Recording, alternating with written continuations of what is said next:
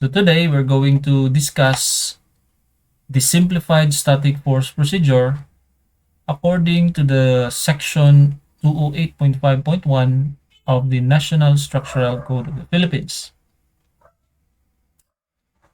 So the simplified static force procedure is applicable for these two provisions right here. No? Structures conforming to the requirements of section 208.4.8.1 may be designed using this procedure. The simplified static lateral force procedure set forth in section 208.5.1.1 may be used for the following structures of occupancy category 4 or 5. First, buildings of any occupancy, including single-family dwellings not more than 3 stories in height, excluding basements that use light frame construction. Other buildings not more than 2 stories in height, excluding basements.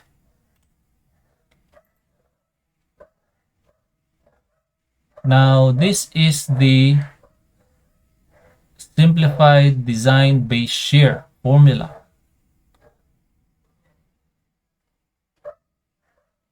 Where CA is the seismic coefficient that is being shown in this table, table 208.7.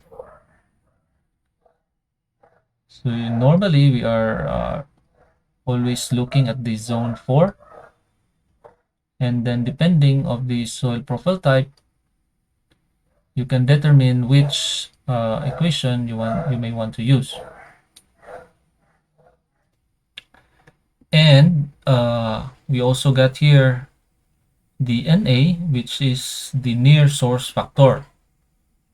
So you can also get the this near source factor in this table right here, table 28-5.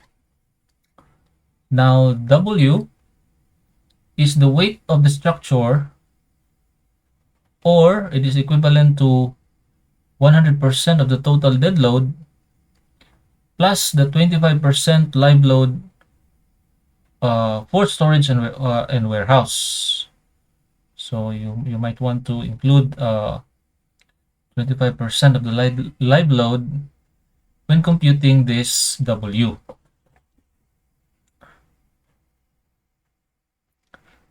Now the occupancy category and importance factor table. Now this simplified lateral force procedure is not applicable to all occupancy category, as we have mentioned earlier. So it is only applicable for the occupancy category 4 and 5. And this is also a very important table. This is table 28-2, or the soil profile types. So next slide. And this table is showing us this R, or the response modification factor. So in our case, we are always designing these moment resisting frame systems for structural systems of concrete. If the building you're designing is reinforced concrete, and the structural system you're employing is moment resisting frames, you're expected to use R, which is equivalent to 8.5. Next slide. Now, from the provision of the code in section 208.5.1.2, this is the equation for the vertical distribution. And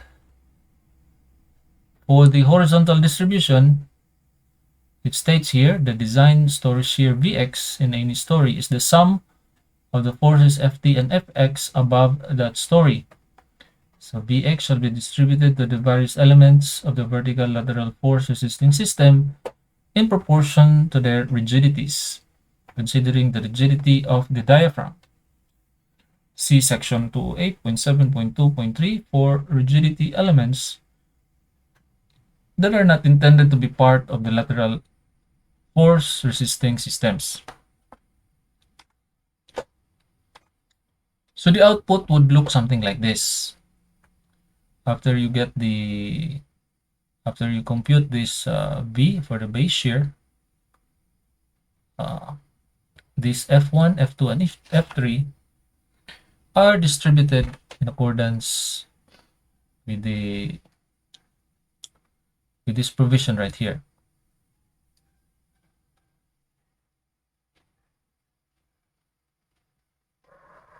So we got an example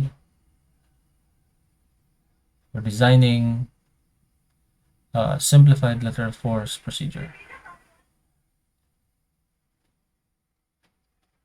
So determine the base shear and the design lateral forces for a two-story reinforced concrete special moment resisting frame, or SMRF, office building using the simplified design base shear given the following information. So it is located in zone 4 and the seismic source type is C. Soil profile type unknown, and R is 8.5. That means this is for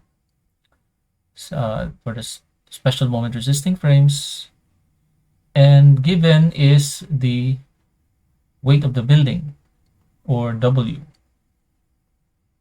So if you remember from the equation we discussed earlier, this W is included, already includes the 25% of the live loads. Now for the story weight, it is the distribution would look something like this. For the second level or the second floor, it has a 600 kilonewton weight, and for the third floor, that would be 900 kilonewtons.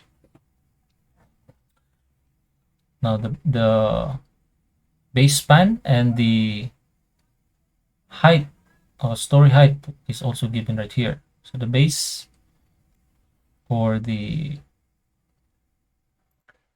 span in this transverse direction is 6 meters in every bay, and the story height is 4 meters in every story. So the calculation and discussion. First, check the applicability of the simplified method. So referring back to NSCP section 208.4.8.1, so we got this provision of the code as well as this table. So remember, our building is an office building, so it is under this standard occupancy structure. So since the building is covered in at least the second condition, which is this condition, other buildings not more than 2 stories in height, excluding basement, so we can use the simplified method. So to continue, second step is to determine the base shear. So since the soil properties are unknown, the suggested soil type would be SD. SD shall be used in accordance with 208.4.3. So it is also stated in the code that if your soil type is unknown, so you may want to use type SD. So what is type SD? So in this table 2.8-2, or soil profile types, SD, the soil profile name is steep soil profile, which has a undrained shear strength, SU, equivalent to 50 to 100 kilopascal.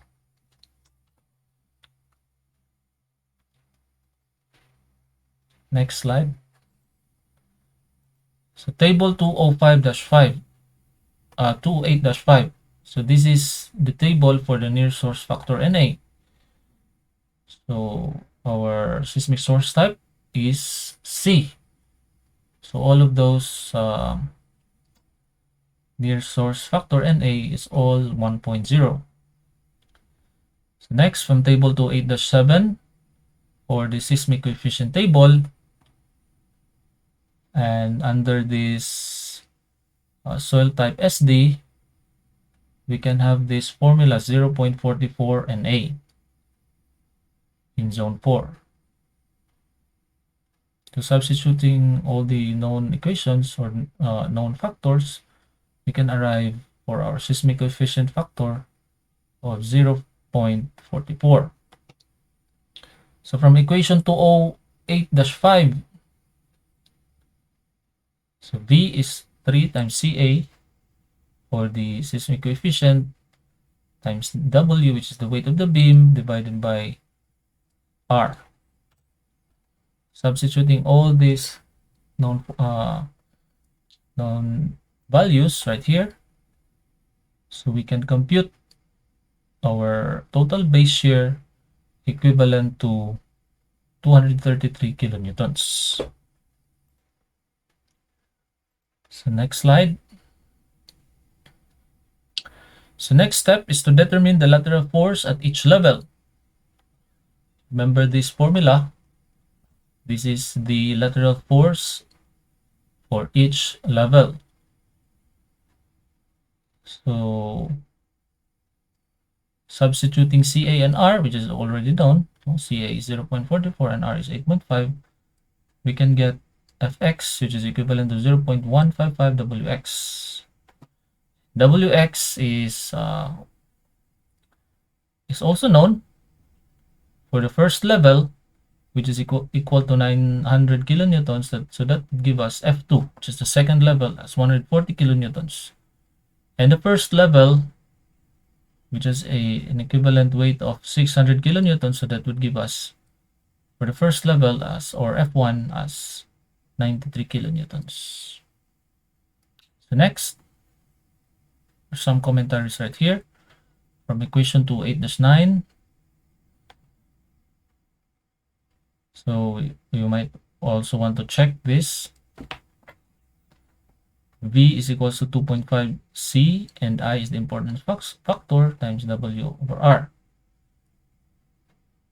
So we can get V for this equation equivalent to 175 kilonewtons. So it is noticeable that from this example, the design base shear value using the simplified method is approximately 33% higher, right? So if you remember, we got how much was that? 233 kilonewtons.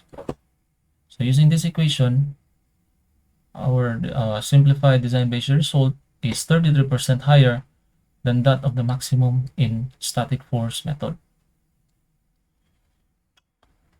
So this is the 3D frame for our example, right? So in its longitudinal direction, it is the base spans is 6 meters, so that would give us a total of 18 meters.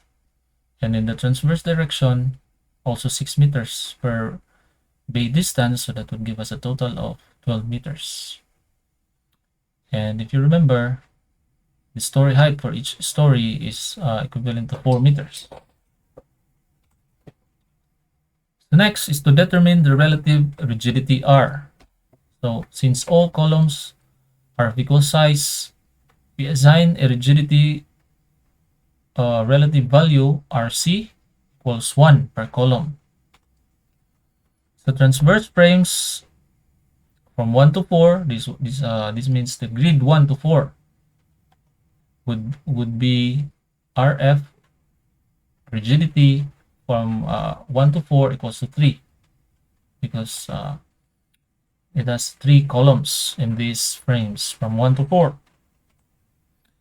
And similarly, from the longitudinal frame, which has a grid named A, B, and C, has 4 columns. So we give this rigidity in this longitudinal frame Rf equals to 4.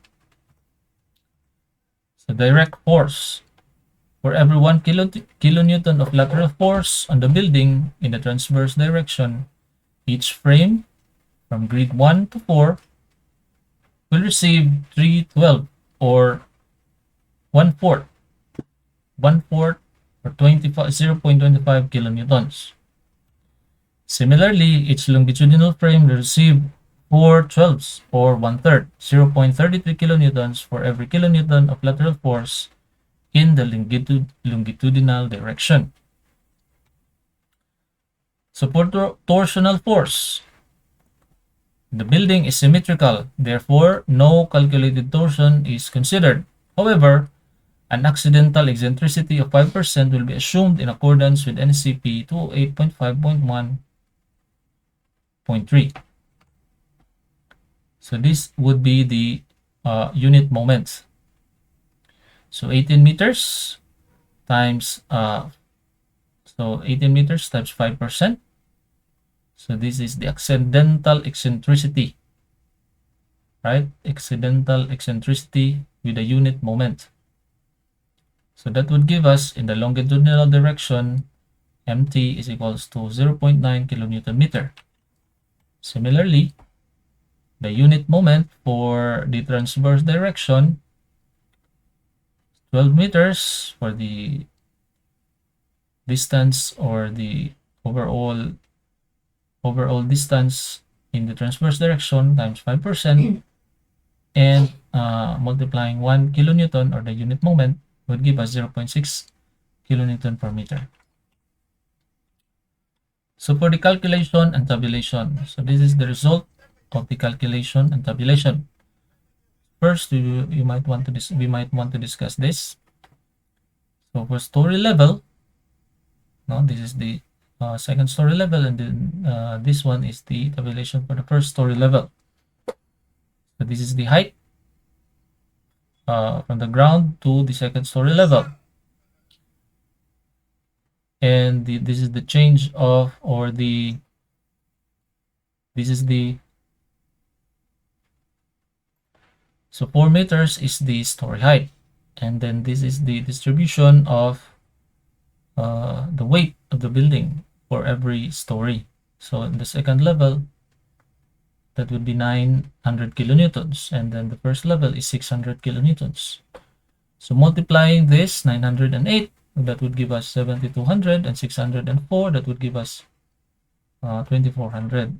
So if you total that, 7200 plus 2400, that would give us 9600. So solving this equation, you just multiply W and H. 7200 divided by 9600, that would give us 0.75. Similarly, if you divide 2400 divided by 9600, that would give us 0.25.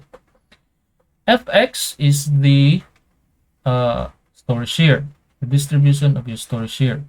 Remember the design base shear, the total base shear is 233. And we calculated earlier, for the second level that is 140, and the first level is 93. So this is the distribution right here.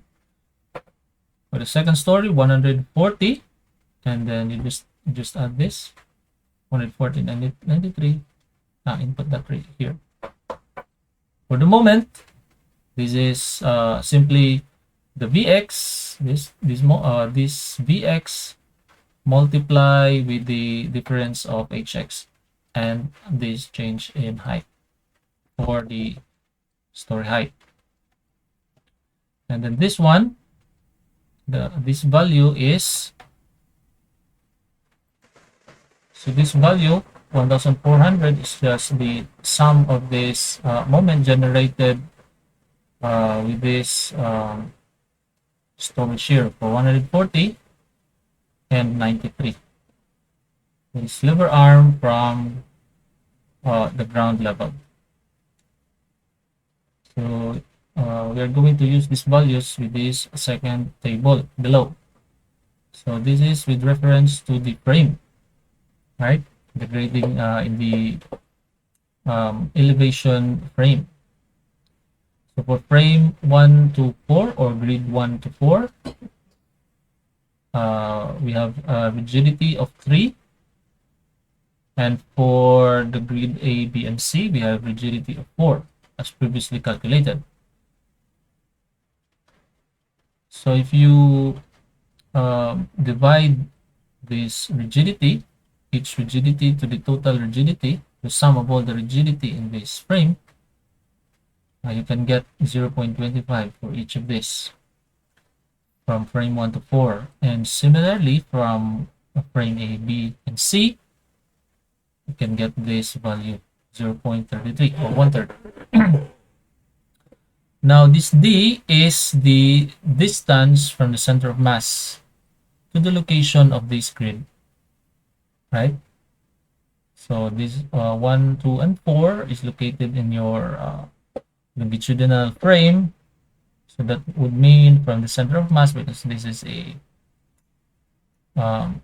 symmetrical building, that would just give us the half of the distance of the longitudinal distance. That is 18 divided by 2, which is 9. So this is from 1, this is from far left, and then this 4 is from far right. As well as this 3, near left, and then this -3 is near right. Now you get the squared of these values. You can get these values right here, and then multiply the b squared with the value for the relative rigidity. You can get this value right here. Now mt is the unit moment. If you remember this, we get this earlier, 0.6 for this grid 1 to 4, and 0.9 for 1 to 4, and then 0.6 for the A, B, and C. Solving this equation, mt divided by d, just multiply that with the rd squared divided by the total squared, which is 540 for frame 1 to 4 and 188 for frame A, B, and C. So you can get the total force coefficient. So how you get to arrive with this total force coefficient? Now this total force coefficient is just simply the sum of this value right here, p over d times rd squared divided by the sum of all the rd squared, and this 0.25 or the r over the sum of all the r, right? If you add this 0.045 and 0.25, you arrive at this value 0.295. You just add that right there. Yeah, you just add that right there. So don't neglect the sign, or negative sign. Don't neglect the negative sign. Okay. So how can we use this total force coefficient? We can use that in this next slide right here. For the distribution of the story shear. The distribution of the story shear, from the story shear,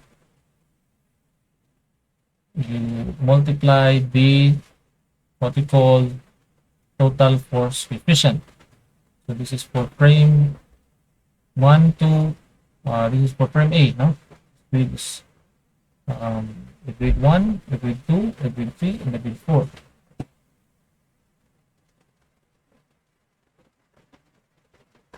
So yeah, so just refer to the table, just multiply these coefficients, no? These coefficients.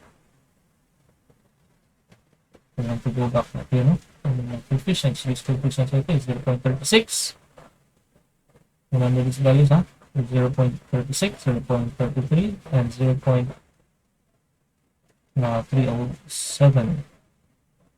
If we look at that here, for frame A, 0.36. Yes, 0.36 for frame A. And for frame B, 0.33. And for your frame C, that would be 0.31. And for your frame 1, that would be 0.29. For your frame 2, that would give you a 0.265. For your frame 3, that would give you 0.235. And for your frame 4, that would give you a coefficient of 0.25. That is from our table, right? So yeah, that would be the distribution. So if you want to further distribute this stored shear to every nodes, you may also might want to do that. What you have to do is to project this not in the framing or the elevation view. So you may want to project this in the plan view. Just compute the tributary area and then divide that to the total area of the floor, and the factor you get on that node, just multiply that with this value right here. So that is how you distribute the nodes, this lateral forces to every node. So yes, that's about it on the computation of the simplified lateral force procedure. That's it for now, and see you in the next video.